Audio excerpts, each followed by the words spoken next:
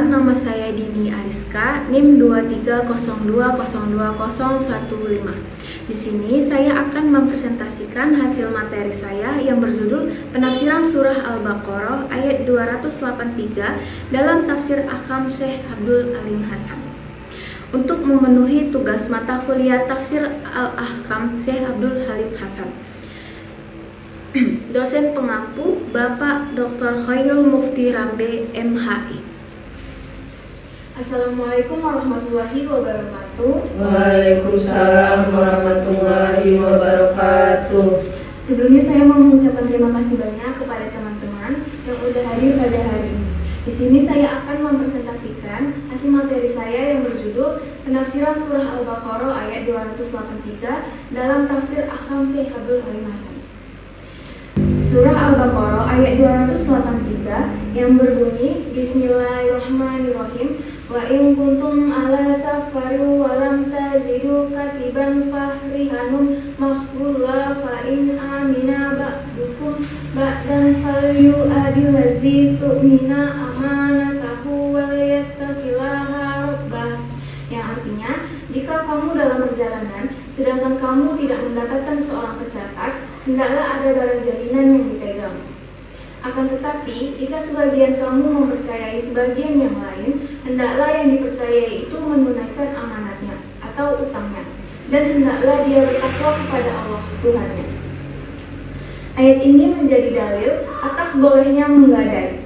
Ayat ini juga menunjukkan adanya gadaian itu ketika dalam perjalanan atau tidak terdapat juru tulis yang akan menuliskannya. Rasulullah SAW sendiri pernah menggadaikan baju besinya kepada orang Yahudi di Madinah. Menurut jumhur, barang gadaian itu hendaklah diserahkan kepada orang yang menerima gadai. Malik berpendapat sah gadai itu diserahkan kepada orang yang menerima gadai. Sedangkan Syafi'i berpendapat barang gadaian itu di tangan orang yang menerima gadai adalah sebagai amanat yang mesti dipertanggungjawabkan. Maka dia bertanggung jawab atas barang yang disimpannya itu dari hilang atau binasa, kecuali oleh karena keterlaluannya sendiri. Maka hilangnya barang itu tidak menghapus utang orang yang menggadai. Jika barang agunan itu hilang, wajiblah ditanggungnya menurut harga yang lebih rendah dari harga pasaran dan lebih rendah pula dari utang. Penafsiran ayat ini dari sambungan ayat surah Al-Baqarah 283. Bismillahirrahmanirrahim. Wala taktumu syahadah wa may yaktumha fa innahu atsimun qalbu walahu bima ta'maluna alim. Yang artinya, janganlah kamu menyembunyikan kesaksian karena siapa yang menyembunyikannya, sesungguhnya hatinya berdosa. Allah Maha mengetahui apa yang kamu kerjakan.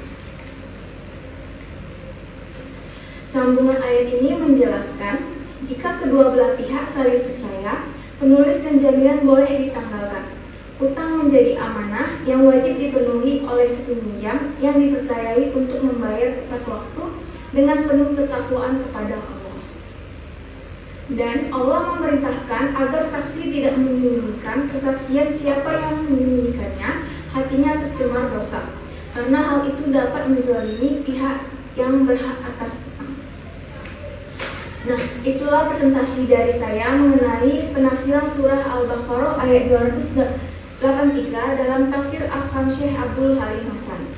Selanjutnya saya akan membuka sesi tanya jawab kepada teman saya, persilahkan.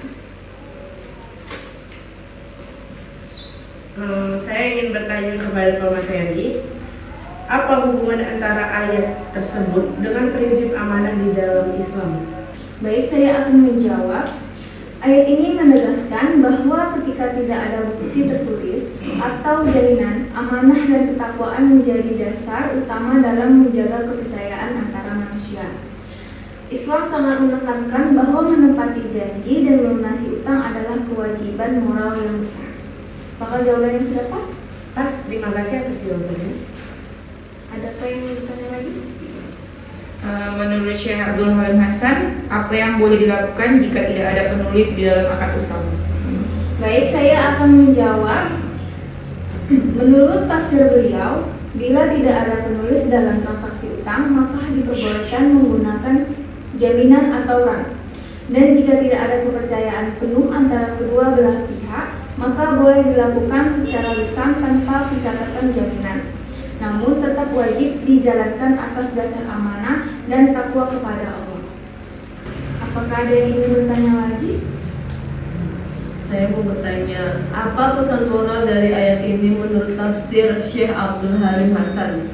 Baik, saya akan menjawab pertanyaan ini. Jawabannya, ayat ini mengajarkan bahwa dalam transaksi keuangan harus ada tanggung jawab moral dan spiritual. Orang yang dipercaya wajib menunaikan amanahnya dan kesaksian tidak boleh disembunyikan, karena itu adalah bentuk pengkhianatan yang berdosa. Nah, itulah presentasi dari saya. Saya akhiri presentasi ini. Apabila ada kekurangan, saya mohon maaf. Wabillahi taufiq wal hidayah. Wassalamualaikum warahmatullahi wabarakatuh. Waalaikumsalam warahmatullahi wabarakatuh. Itulah video presentasi saya mengenai materi penafsiran surah Al-Baqarah ayat 283 dalam tafsir Ahkam Syekh Abdul Halim Hasan. Terima kasih yang sudah menonton. Wassalamualaikum warahmatullahi wabarakatuh.